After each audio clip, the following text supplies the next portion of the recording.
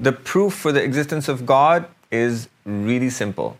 And it's everywhere in the Quran. But before we can understand it, we need to understand two concepts. The first is the universe is contingent. That's concept one. The second is God exists necessarily. Let's unpack each of these one at a time. We'll start with the first. Everything in the universe is contingent. It exists contingently. What does it mean for it something to be contingent? Contingent is a fancy word for dependent. Things in the universe, they depend on something else. So when I look at the sun and I see that it's shining, I say, why is it shining? What made the sun shine?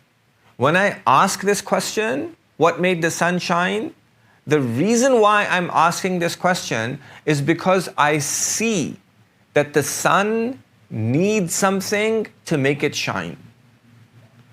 When I see the planets moving around the sun, or when I see plants growing, I say, what makes the planets go around the sun and what makes the plants grow? Because I see that they need something to make them grow and to make them go around the sun. I see that they're contingent. So everything in the universe, when I look at it, I say, why is it this way? Why isn't it some other way? What made it this way? Because it could have been some other way.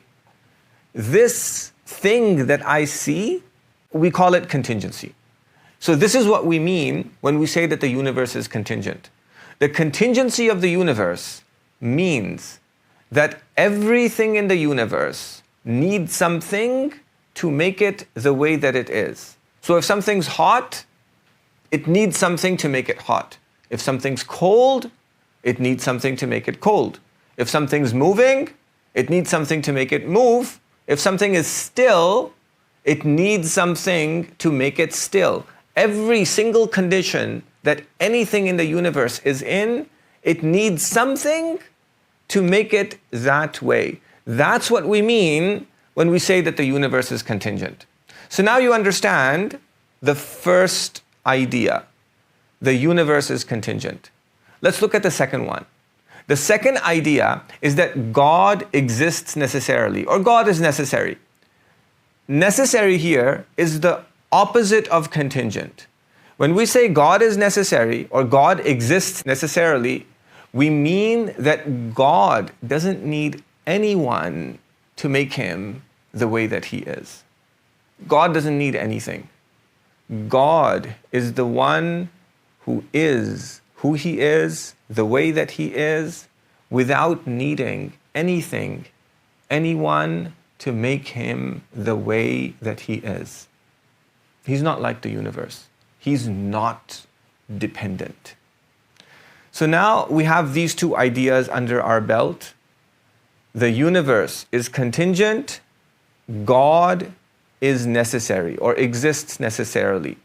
We just want to make sure that we understand this properly, and now we're going to build on it, and I'm going to show you how we can use these two concepts to show that God exists.